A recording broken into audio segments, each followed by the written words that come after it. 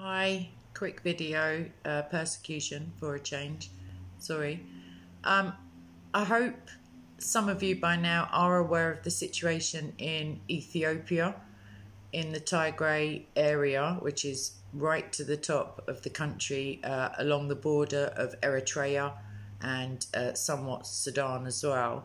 So Ethiopia is a majority Christian country, but the persecution of these Christians there, specifically Tigray Christians, obviously, there's been a media blackout by the government of Ethiopia for some months now, and that's why nothing's ever current when we hear of it. And yet we are now getting some small reports, and they are horrific, like really horrific. If you're just about to eat your dinner, potentially pause this, eat your dinner, let it go down, say a prayer and come back. I'm going to jump into it because I don't want this video to be too long. So it's been some months since violence erupted, and this government blackout, basically all cell towers, all internet, means of communicating with the outside world have been curtailed basically and cut off. But we are now, as I said, hearing this kind of, wow. Okay, so Doctors Without Borders, which is a French organisation. It's usually known by its French equivalent title of Médecins Sans Frontières. They have eyewitness accounts from their doctors of quite recent brutality, and this has become like evidential in condemnation basically of the ongoing conflict. So the group said that it's clearly marked MSF, Médecins Sans Frontières, car and 2 public buses travelling behind it were stopped on a road by Ethiopian soldiers, so they represent the Ethiopian government, obviously. The driver was beaten, however, was allowed back into the vehicle, but the organisation said that the passengers on the buses were offloaded, separated by gender, i.e. the women were separated from the men, who numbered at least 4, and these men were shot at point blank range. I mean, that's just... Okay, so horrifying though that is, of course. What's worse is it seems to be not an isolated incident. There are other reports of similar events happening within the region, and stories of massacres and other violence is emerging long after the fact, and it's usually difficult to verify. That doesn't mean it's untrue, but it means that there will often only be, for obvious reasons, one eyewitness account per event, so there's no corroboratory sort of evidence. Sexual violence, it's not within the report that I'm reading, but I read something this morning that was so sickening. Reports from within Ethiopia, within the Tigray region, of people being forced to rape their own family members, and also to watch whilst their wives and daughters, nieces, etc., are raped by these soldiers in front of them. So the United Nations has called for a stop to indiscriminate and targeted attacks against civilians in Tigray, including rape and other forms of sexual violence. So gender-based violence, as you may remember me discussing within the Open Doors, like hidden, secret, I can't remember the other descriptor, for gender-based and Christian, like the intersectionality, I guess, for want of a better word, of the effect on Christian women within these conflict areas. And it's basically, for Ethiopia at least, has started to look more and more like an example of ethnic cleansing. Rape is used not only, as it is always used, as a power, like a humiliation exercise, a shaming exercise. It destroys, obviously, well, not obviously, but the dignity to some extent, and it's just soul destroying for the Tigrayan women, who are subject, at the drop of a hat, as it were, to this form of degradation. So the Ethiopian government troops have been accused of joining forces with soldiers from neighbouring Eritrea. That's a whole nother ball game, Eritrea. Needless to say, there are Christian refugees from Eritrea in Ethiopia, and they would come necessarily if they came over the border into the Tigray region. However, some of them are being kidnapped back to Eritrea. But as I said originally, Ethiopia is majority Christian, and yet we see this we see this persecution even more so. Well, I don't know. I wouldn't want to say where it's worse, as it were. Anyway, so Ethiopian government troops have been accused of joining forces with soldiers from neighbouring Eritrea to brutalise and rape Tigrayan women. Some of the limited reports to emerge from the region suggest that these women, when these women are attacked, they're told it's to cleanse them of their Tigrayan blood. What can you say to this sort of logic? So in Britain, recently on television, a channel called Channel 4 aired a devastating report on these atrocities. So it is in the mainstream spotlight, as it were. But as we know with Nigeria, for example, it's recognised and called out by the British government and yet then ignored wholesale.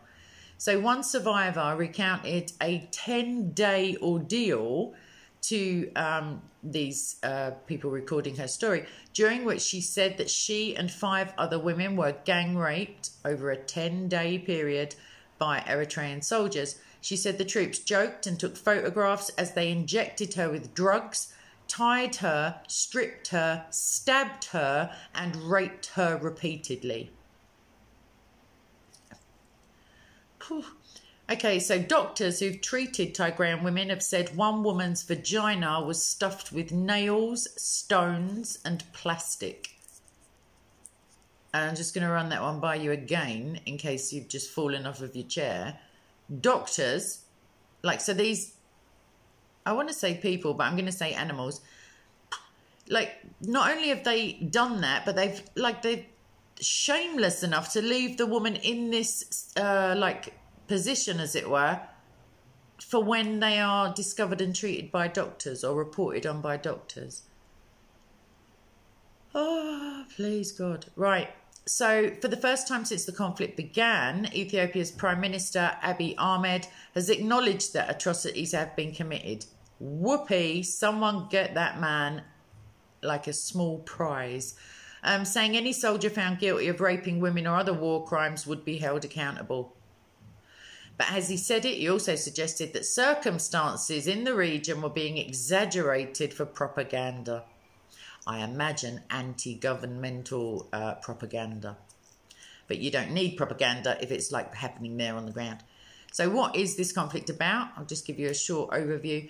The conflict began in November after Ahmed, the aforementioned Prime Minister and doer of not much, ordered an offensive against the ruling party in Tigray, a semi-autonomous region of Ethiopia, right up in the northern corner, or at least, I don't know, right up the top there, accusing them of attacking a government military base. If that's the case, I'm not quite sure how stuffing vaginas with nails and ethnically cleansing the population is an appropriate retaliation for that. But, so that's what Ahmed said. But it was the result, I read, of a long-festering tension between the Tigray People's Liberation Front and Ahmed's central government in the capital of Addis Ababa, which is much further south. I won't say it's central, but it's much further. It's much more central to the country as a whole.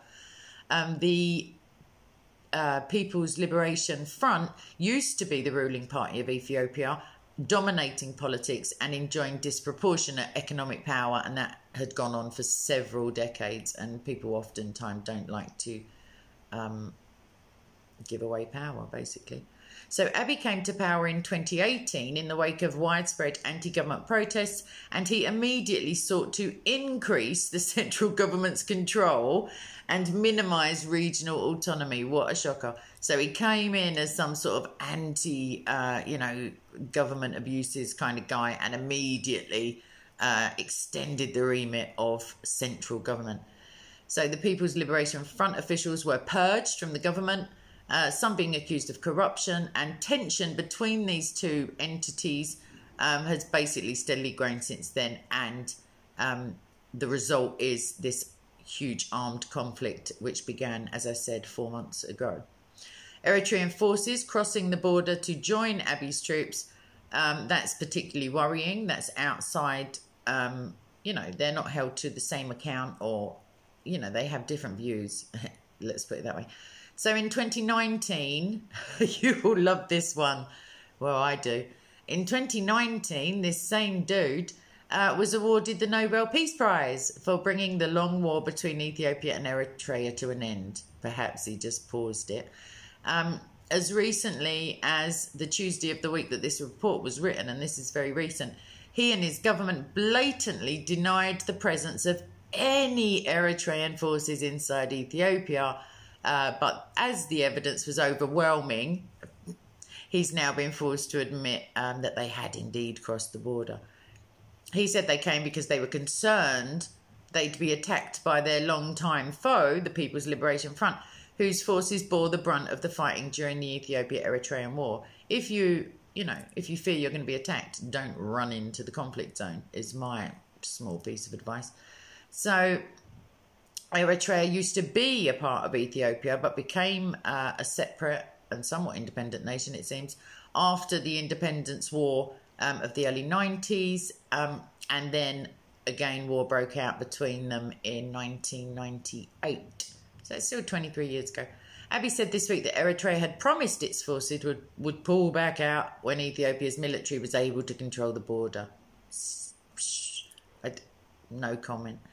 Eritrean forces now stand accused of the worst of the human rights atrocities committed in Tigray since the current conflict began.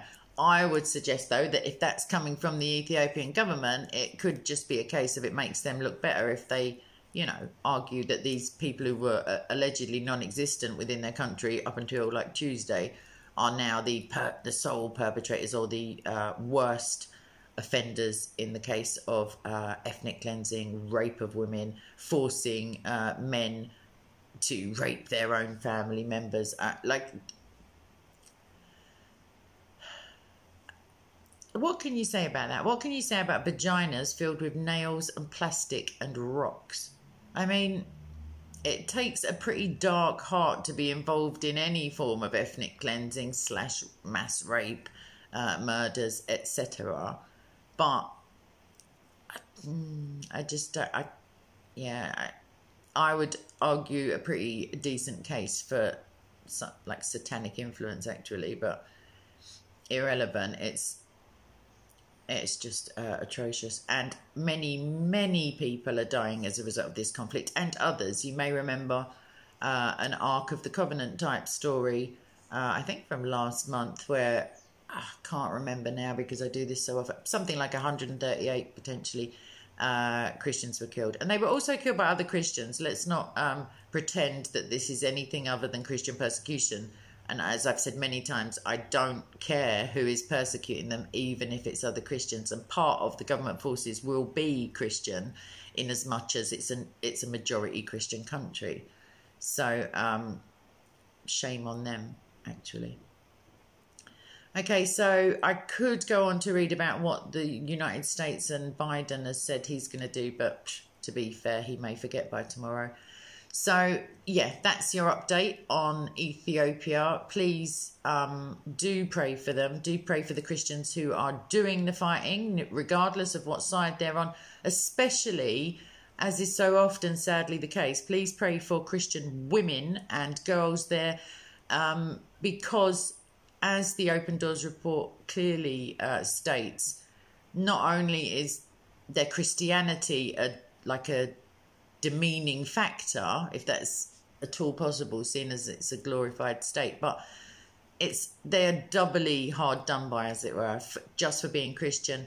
Not necessarily in this case, but for sure being a female, because it's easy to hurt the entire community by targeting its women, which is a sad fact, but it's true. Everybody has a mother or a wife or a sister or a niece, and I'm sure you do too.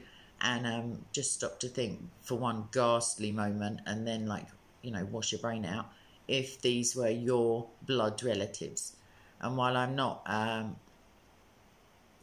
immune to the fact that these are people we will never meet in real life, and there are atrocities going on much closer to home, as it were, in terms of blood relatives, these are our brothers and sisters in Christ, and that blood is infinitely more valuable. than just a regular sort of A negative or whatever it is. So keep them specifically in mind, please, and I shall make some more videos very soon about some other no, not really, persecution again, and also obviously the theological stuff in the evenings. All right, God bless, and don't have nightmares. God is sovereign and he is in control. However, because of free will, our prayer, God needs us to pray these things before he will act upon our prayers. So please do verbalize them, whether it's in your heart or out loud. It's just 2 minutes of your time, people. Just do it, please, if you don't mind, and that would be great. All right, lots of love, and I will see you soon. Bye.